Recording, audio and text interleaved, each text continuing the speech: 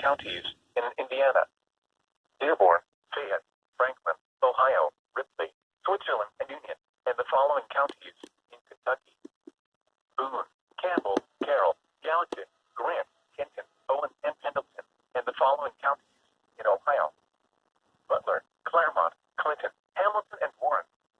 High wind warning in effect from 8 p.m. this evening to 4 a.m. Sunday. Southwest winds 20 to 30 miles an hour with gusts up to 55 miles an hour expected. Damaging winds will blow down trees and power lines. Widespread power outages are expected. Travel will be difficult, especially for high-profile vehicles. Winds will increase again with the passage of a cold front this evening. Strong winds aloft will mix down to the ground. People should avoid being outside in forested areas and around trees and branches. If possible, remain in the lower levels of your home during the winter